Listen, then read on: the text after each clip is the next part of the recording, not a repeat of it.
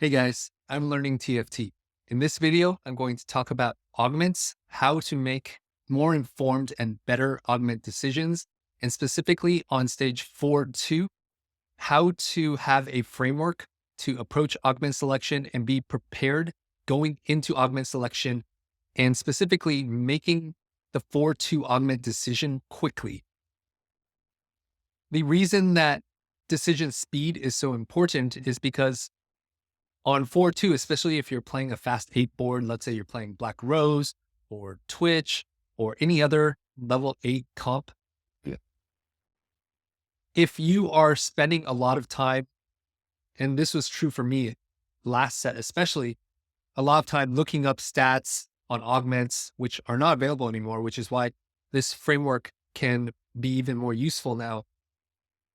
But if you're spending a ton of time thinking about what augment to select, and you have only 10 seconds left after you pick your augment to do a big roll down and position your board, there's no way that you're actually going to be making good decisions, even if you pick the perfect augment, and you'll be taking massive damage in stage 4. In addition, if you're contested, let's say you're playing Heimer or Silco, if you are rolling past 4.2, like let's say at 4.3 or later, or even if you're just rolling at 4.2, but slower than everybody else, they get first dibs on all of those units, which puts you at a massive disadvantage in terms of the gold efficiency of your rolling. So this was a leak that I identified last set. I had a video about this is how to find your macro leaks, where I had put together a spreadsheet on my stage 4 win and loss record. And I found a leak where I consistently was losing most of stage 4 here because I was making slow stage 4, 4.2 augment decisions and rolling slowly. And this was what happened after I shifted my approach to 4.2. But recently I had a coaching session with Marcel P, where we looked at specific data on how long I was taking for the augment decision. And I was consistently taking something like 25 to 30 seconds or 35 seconds. And keep in mind, you have 50 seconds when 4.2 starts to both select your augment, do your roll down, position your board, slam your items, which is not that much time. And so we took a detailed look into Marcel's own augment selection speed as well as Dishsoap's augment selection speed, and found that they usually made their decisions within, usually it was around 15 seconds.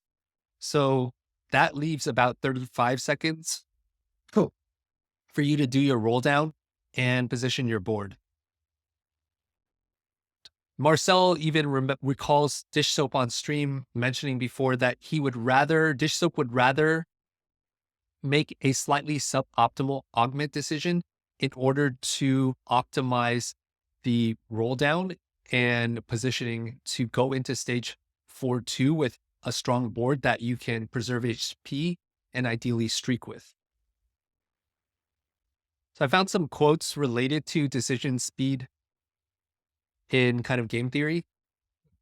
Gary Kasparov said, "Time travel turns chess into a game of nerves, not ideas."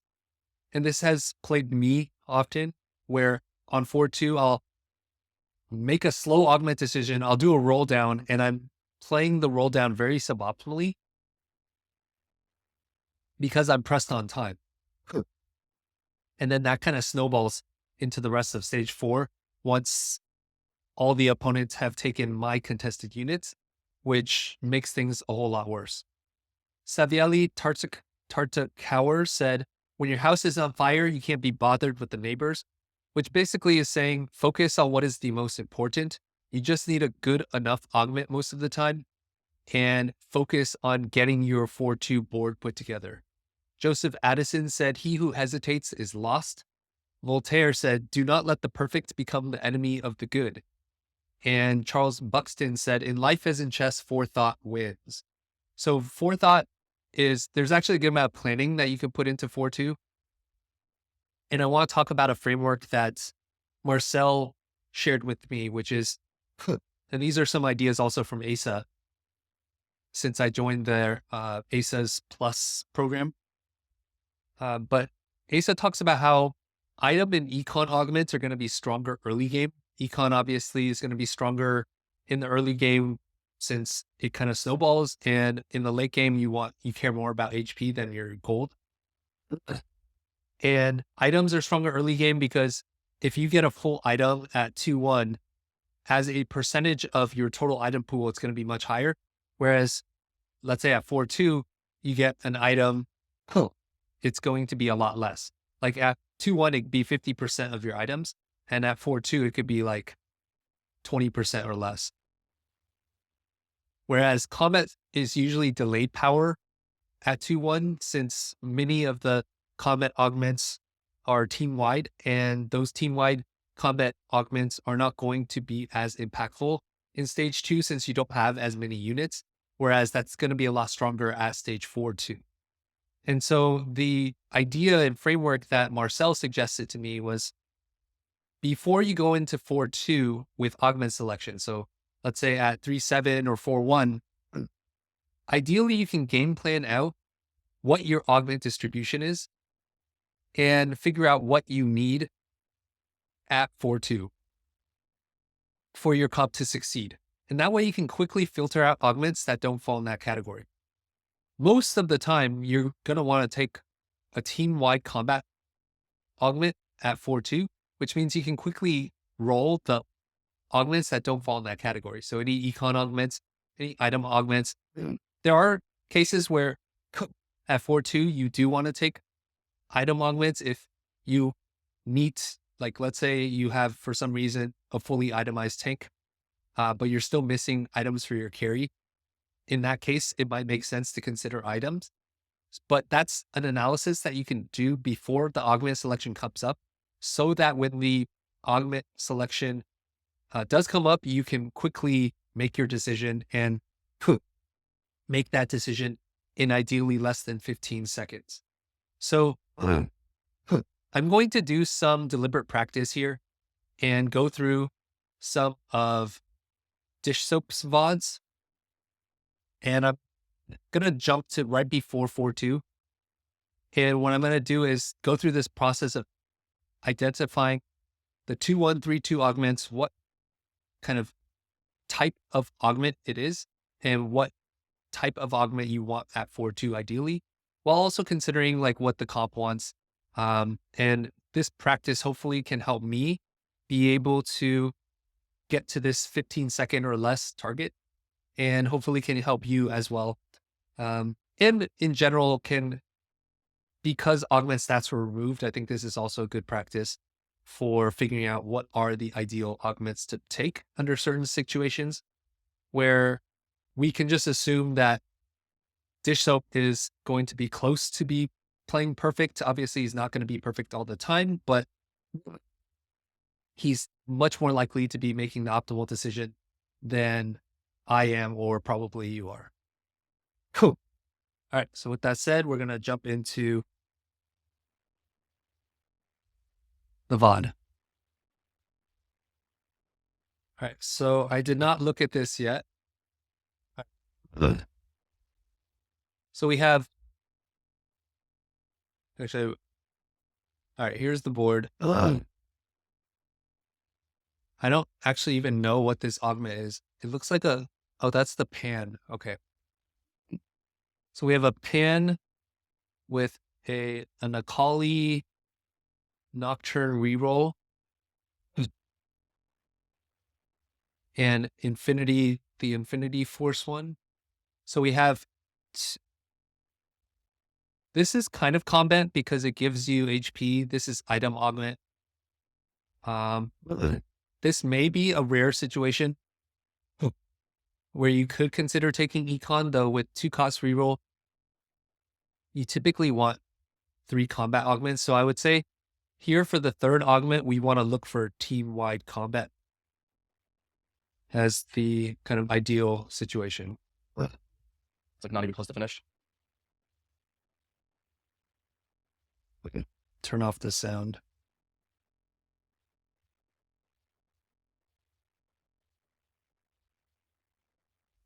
You see how quickly Dishsoap rolled that, by the way.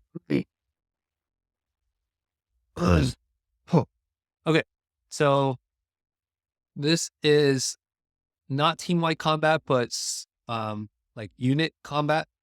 This is item, but can be somewhat team-wide in that it does boost other units. Support cash is pretty good for this as well.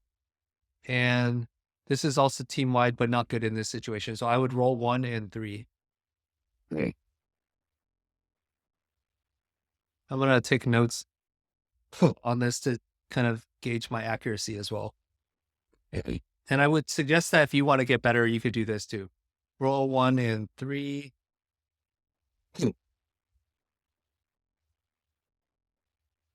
And then this is item. This is team. I would pick support cash. So 2. I guess since he has infinity, I'd consider 1 as well, but I'd probably still pick 2 over 1. Cool.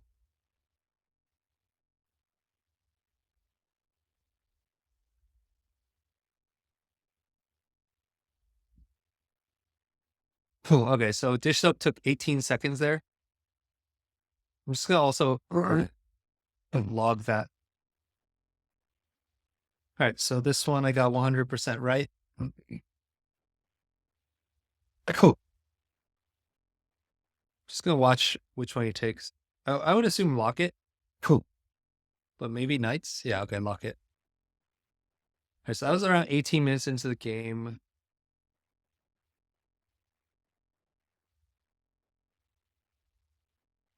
I'll go to game 2. Hey. He's playing Kog'Maw.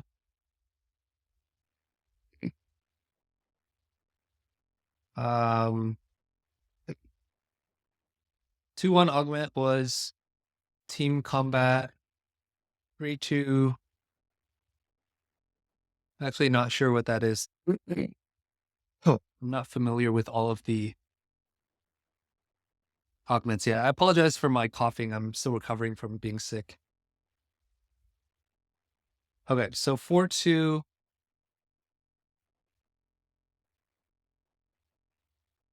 Oh, actually, this is not Kog'Maw. This is Twitch. He seems pretty rich. So I think either way, I want to target team combat.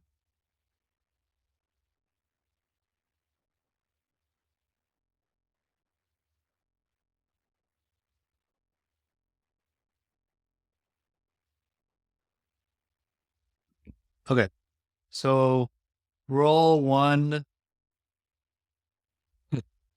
2, 1, 3, 2. You can roll all of these. Okay, so now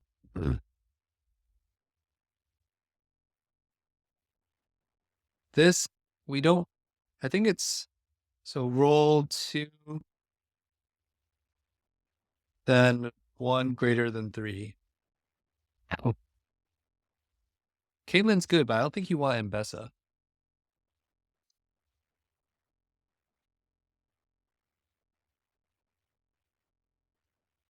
Okay, that's bronze for life, by the way, as someone mentioned.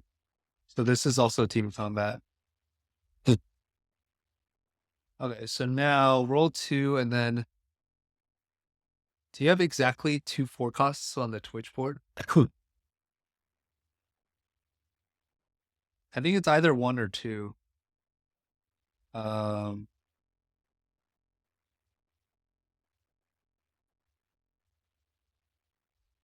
think it's just Mundo.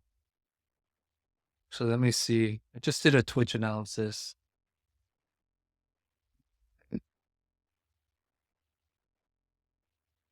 All right, so X5 experiment Twitch. Oh, you want to play Elise, so it's not ideal. No Emblem 6 Bruiser. If you play 6 bruiser without Mundo, then you could do pair of 4s. Well, you already have a Mundo, so I'm thinking mentorship, but if you take mentorship, you don't have a 5 cost. I don't know. So maybe it's 2 greater than 3, greater than 1. All right, let's see what he does. Okay.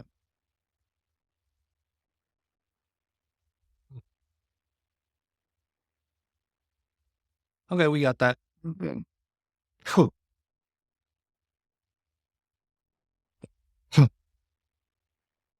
The thing here is because he already did his roll down 4-1, he didn't need as much time to do his roll down. So he took like 45 seconds to make that decision. That was surprising. But I think he also had some non-trivial options.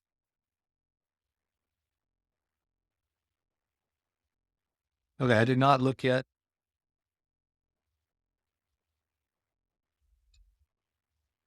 Cool. All right, game 3. 2-1, Starry Night is econ. 3-2 is item support. 4-2, you're going to want team combat.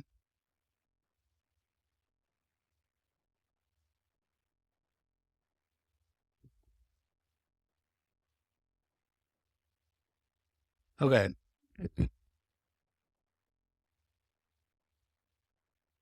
Cool. I did not see if he, okay, he already has shred, so not piercing lotus. Roll 3. Mentorship's pretty good and inspiring. I think mentorship gives more attack speed, but this could be stacking. But you don't have that many units, so I think it's roll 3-1.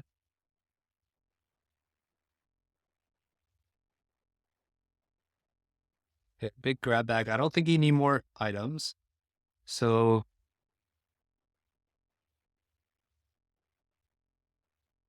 I would pick mentorship, I think. Oh, but the way he has a banshees, which makes it the placement kind of awkward. Okay. Roll 3-1, and then yeah, pick 2 since this is a AP and Violet is AD. Right, so Dishsoap, wow, he's taking longer than I recall. He took 34 seconds here. And we got that one right. Next.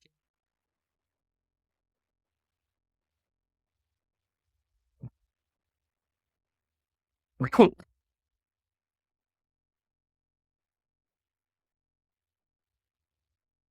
Unfortunately, I did see Cool. the result of that one. Surprised he's doing so many roll downs on 4-1. Okay, so game 4, 2-1 is item, 3-2 is econ, 4-2 wants to be team combat.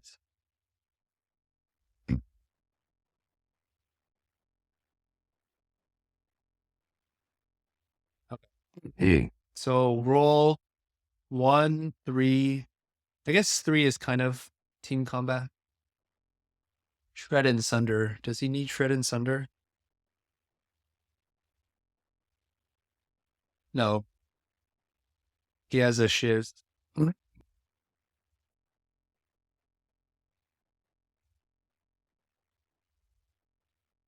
Okay, so roll 1, 2.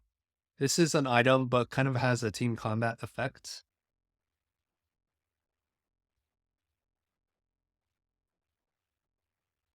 Cool. Okay, roll 2. Hey. Cool. Not this, so it's either 1 or 3. He already has Vow, so it makes this awkward, so I would roll 3 now. Cool.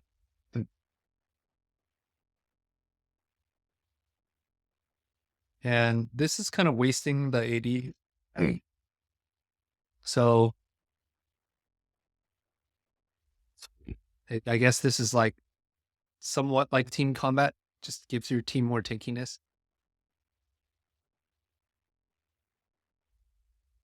And he also took 35 seconds there. I'm surprised.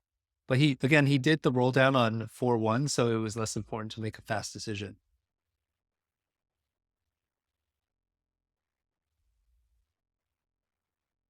Oh, too far. Hip.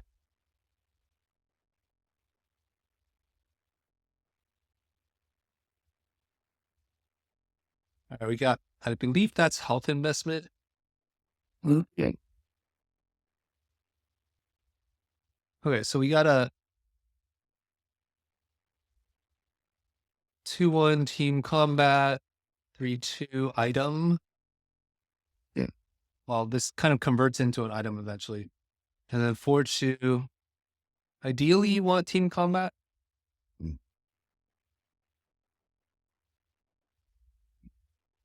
Interesting. This is a Bruiser Tristana board.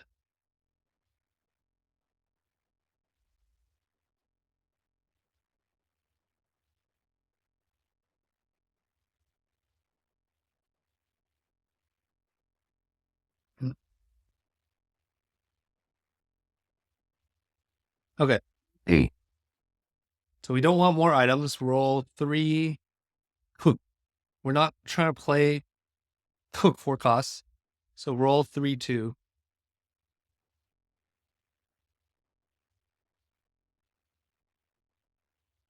Oh, I got the order wrong here. Particular's emblem's not very good. Probably roll portable. Oh, interesting. Roll 1.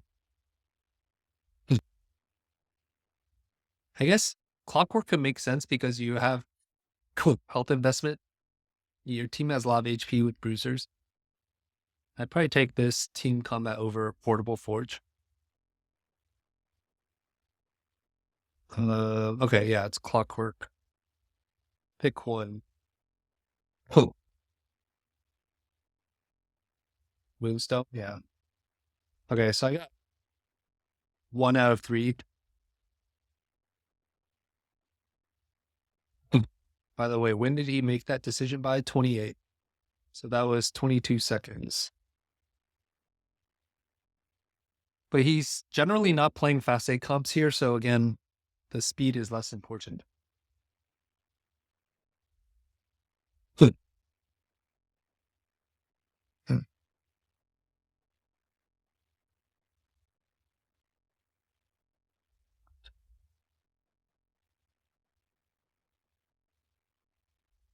Okay, game 6. 2-1 is a team combat. 3-2.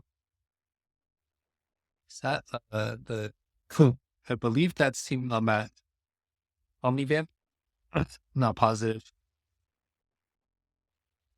Looks like he's playing Black Rose Flex. 4-2. Wow, he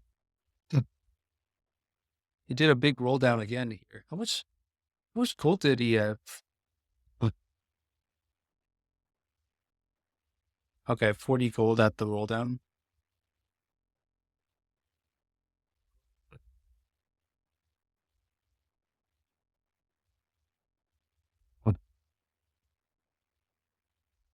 Okay, so roll 1, 3. Each time an ally dies. Roll 1, 3, and then 2. These are all pretty bad. I guess. No, that's not even good. This is better on like vertical rebel. I pick grab bag. Items is not bad because you have team combat for first 2. So right now I'd pick 1 over 2 or 3. I would roll 3 first.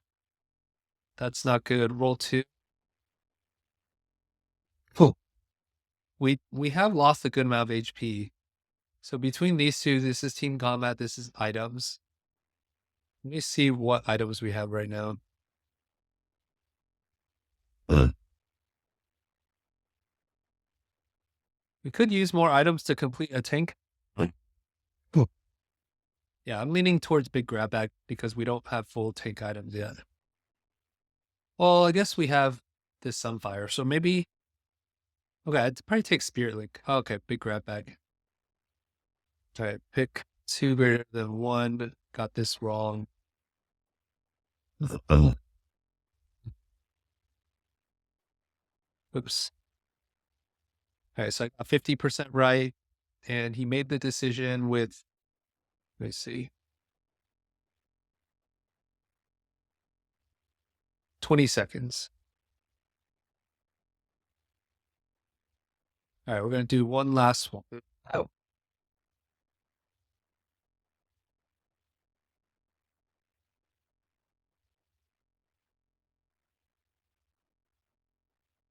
All right, another Twitch came.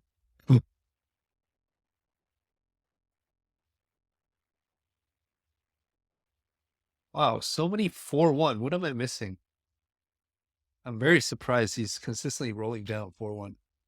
I guess I'm not really seeing what portal or encounter he's playing on. All right, so 2-1 team combat, 3-2 team combat, which means 4-2, it could be team combat for items.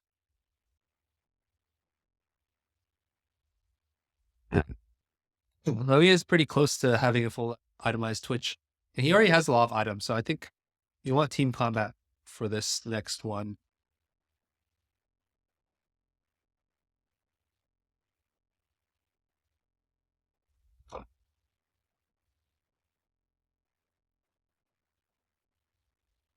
Okay, so roll 3, roll 2, 3, then go 1.